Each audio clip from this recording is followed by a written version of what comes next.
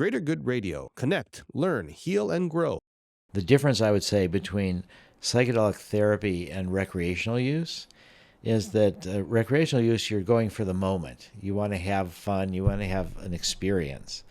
With therapy, you want to bring back from the experience through the integration process to change your baseline.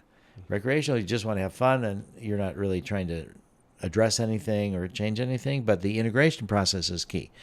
So there's all different kinds of integration processes. There's a process in prolonged exposure, which is one of the therapies for PTSD.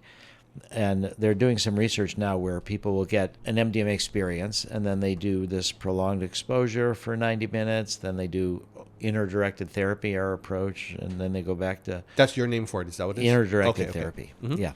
And then they'll do the prolonged exposure for 90 minutes, then they'll do inner-directed therapy again.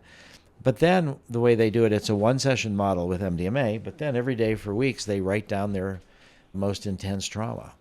And that's that integration process.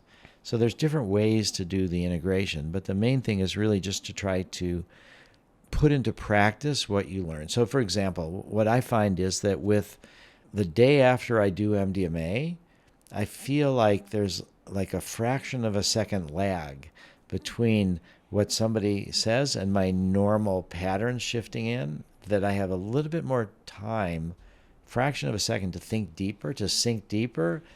And so we talk about what happens to you is what happens, but it's your reaction to that you have more control over. So with a little bit of a time lag in the day after MDMA, you have time, a tiny bit, to see, okay, that's what happened, but how do I react to it? Do I want to accept it?